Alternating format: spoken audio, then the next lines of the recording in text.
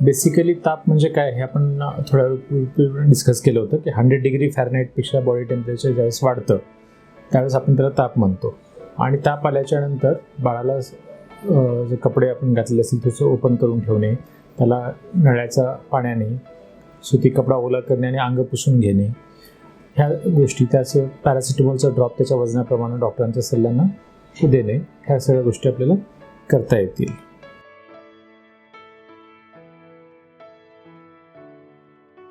ताप वेगवेगळ्या पद्धतीने मोजू शकतो.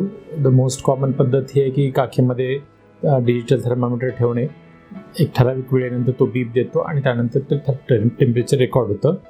इन्फ्रारेड लाईटनी पण आपल्याला ताप मोजता येतो. इन्स्ट्रुमेंट्स आता आहेत तसे. कोविडमध्ये त्यांचा बऱ्याच मोठ्या प्रमाणात उपयोग झाला. Without touching the baby we can take the temperature. Rectal temperature पण घेता येतं, पण it's not socially acceptable to that extent. So better काखेमध्ये ठेवून आपण टेम्परेचर घेणं योग्य राहील.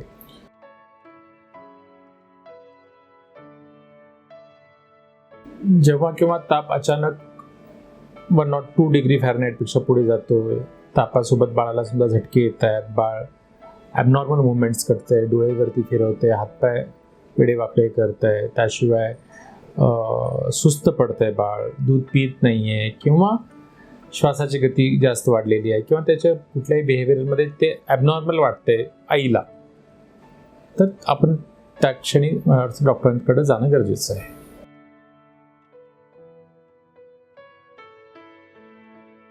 युजली जो व्हायरल फीवर असतो तो म्हणजे मोस्ट ऑफ द फीवर, म्हणजे बऱ्याच वेळेस बाळांना जो ताप येतो तो 90% ऑफ टाइम्स हा व्हायरल असतो ओरिजिननी. तर व्हायरल ताप जो असतो किंवा व्हायरल ओरिजिनचा जो ताप असतो त्यामध्ये बाळ ज्यावेळेस ताप असतो त्यावेळेस ते सुस्त असतं किंवा ॲक्टिव्ह नसतं.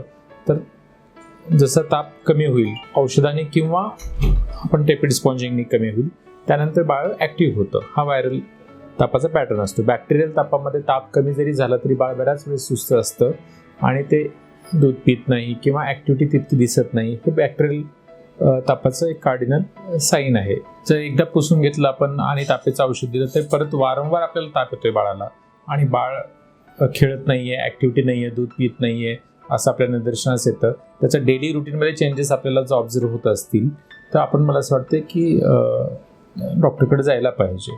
आणि एकदा ताप येऊन गेला पण बाळ ॲक्टिव्ह आहे, ताप नसल्यानंतर बाळ खेळतंय व्यवस्थित, टेपिड स्पॉन्जिंगने तुमचा ताप रिलीव्ह होतोय, तुम्हाला प्रिव्हियसली काही हिस्ट्री नाही आहे की बाळाला तापेमध्ये झटके वगैरे आलेले नाही आहेत, बाळाचं वय 6 महिने ते 5 वर्ष ह्या वयोगटात नसेल, कारण 6 महिने ते 5 वर्ष वयोगटामध्ये तापेमध्ये झटके येण्याचं प्रमाण जास्त असतं, तर हे वयोगट नसेल तर आपण थोडंसं वाट बघू शकतो.